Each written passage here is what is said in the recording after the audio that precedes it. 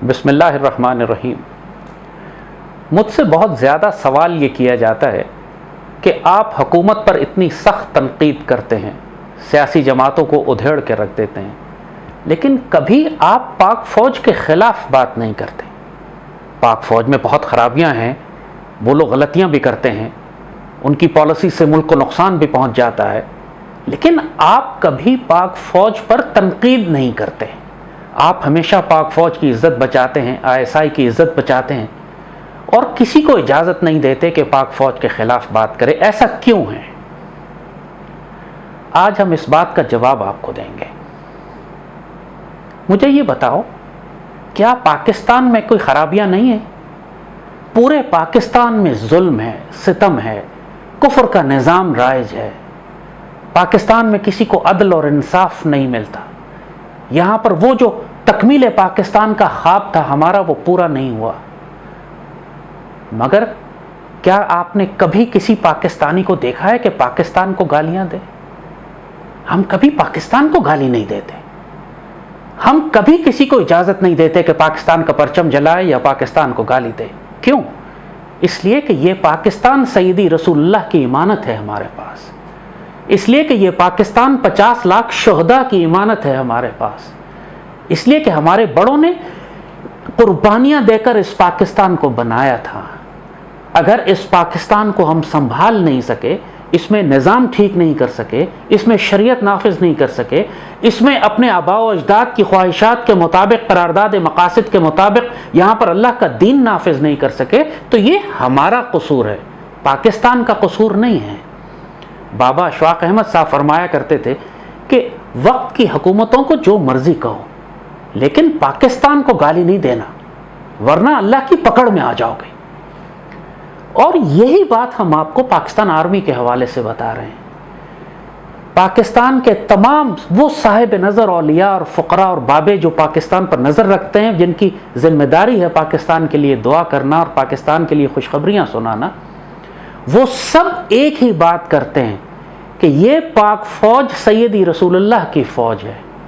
اس پاک فوج کے شہداء دربار رسول صلی اللہ علیہ وآلہ وسلم میں محبت اور پیار سے ان کا استقبال کیا جاتا ہے۔ یہ پاک فوج امت کی آبرو ہے۔ اس پاک فوج کو گالی دینا ایسے ہی گالی دینا ہے جیسے پاکستان کو گالی دینا یا سیدی رسول اللہ کی امت کو ذلیل و رسوا کرنا۔ جس طرح پاکستان میں خرابیاں ہیں لیکن آپ پاکستان کو گالی نہیں دیتے، اسی طرح پاک فوج میں خرابیاں ہیں۔ یہ ہمارے بچے ہیں، یہ انگریزوں کی کلونیل آرمی نہیں ہے جو باہر سے آ کر 7 سمندر پار سے حکومت کر رہی ہے۔ یہ ہمارے بیٹے ہیں جو ہمارے گھروں سے گئے ہیں، ہمارے بھائی ہیں جو ہمارے ساتھ ہمارے گھروں میں، ہمارے محلوں میں رہتے ہیں۔ جو پورے معاشرے میں غلطیاں، کوتاہیاں، خرابیاں، اخلاقی زوال ہے، وہ فوج میں ہو سکتا ہے اور ہے بھی، مگر جو اس فوج کا قلب ہے، جو اس کا بیٹنگ ہارٹ ہے، جو دھڑکتا ہوا دل ہے اس کے اندر، وہ عشق رسول اور پاکستان کی محبت سے سرشار ہے۔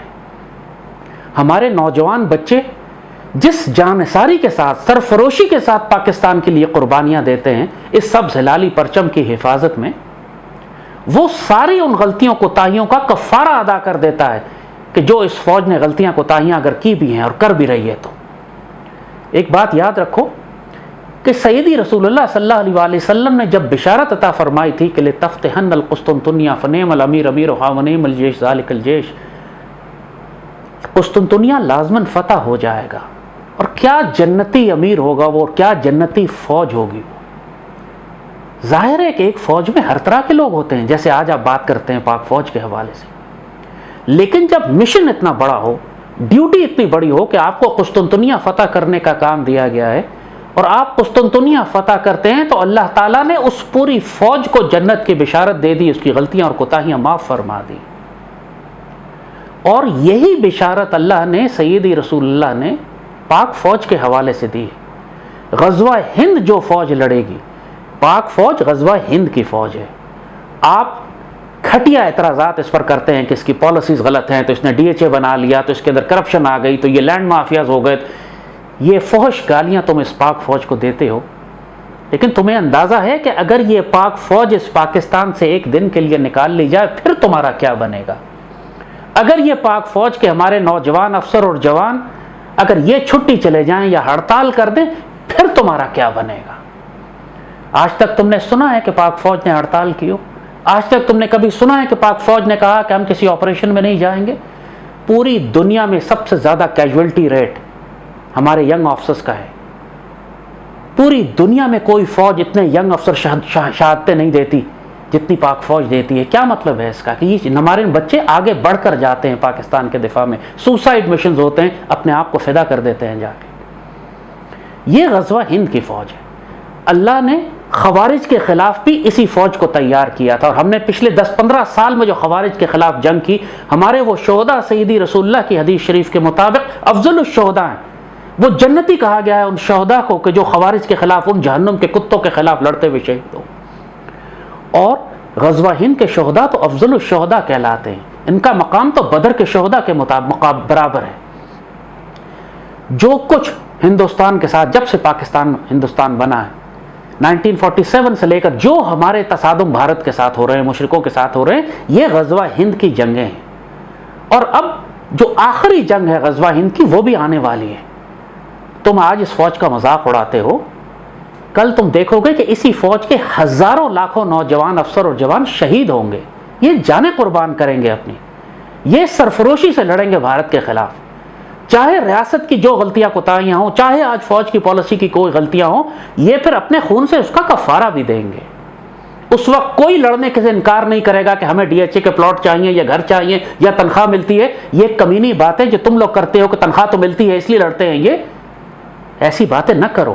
کوئی تنخواہ کے لیے، کوئی پیسے کے لیے اپنے بچوں کو یتیم نہیں کراتا، کوئی پیسوں کے لیے اپنی جوان بیویوں کو بیوہ نہیں کرتا۔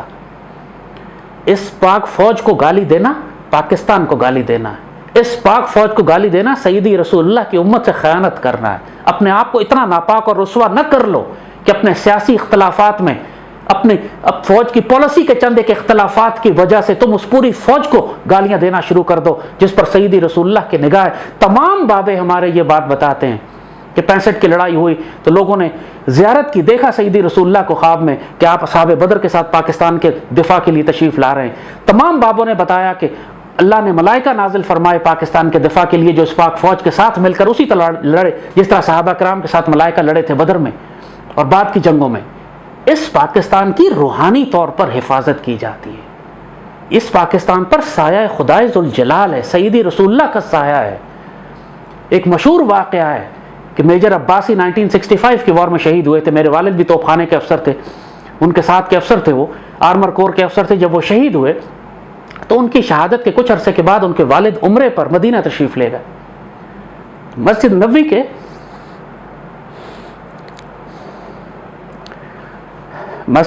کے ایک خادم وہاں آوازیں لگاتے ہوئے آئے کہ کوئی یہاں پاکستان کا ہے، کوئی یہاں پر پاکستان کا ہے کہ یہاں کوئی میجر عباسی کا والد بیٹھا ہے۔ تو میجر عباسی کے والد حیران ہو گئے کیونکہ وہ تو مدینے میں کسی کو جانتے نہیں تھے۔ فرمایا جی میں ہوں، کیا بات ہے؟ وہ مسجد نبوی کے خادم رونے لگے، کہتے ہیں رات مجھے خواب میں سیدی رسول اللہ تشریف لائے اور سیدی نے فرمایا کہ میجر عباسی کے والد آئے ہیں، ان کی عزت کرو کہ عباسی کی شہادت پر ہم نے اس کو وصول کیا تھا اپنے پاس۔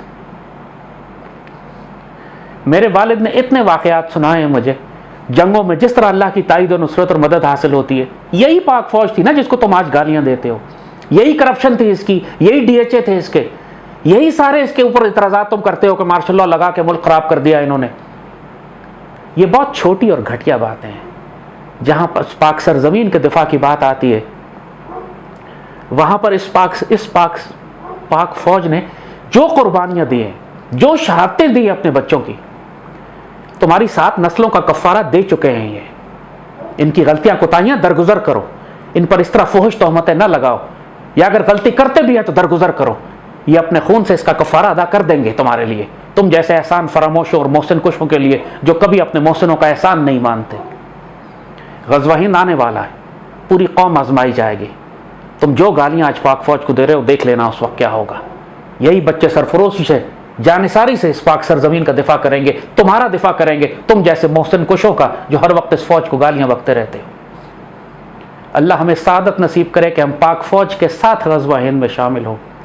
سیدی رسول اللہ کی حدیث کو پورا کریں، یا غازی ہوں یا اگر شہید ہوتے ہیں تو افضل الشہداء میں شامل ہو، اور اللہ اس پاک فوج کی حفاظت فرمائے، اس کو سیدی رسول اللہ کی امت کا محافظ بنائے۔ آج اگر اس کی پالیسیز میں کوئی غلطیاں ہیں بھی تو انشاءاللہ کل یہ ٹھیک ہو جائیں گی، جس طرح پاکستان کل ٹھیک ہو جائے گا۔ آج پاکستان خراب ہے تو پاک فوج میں خرابیاں تمہیں نظر آتی ہیں، انشاءاللہ جب تکمیل پاکستان ہوگا تو سب ٹھیک ہو جائے گا۔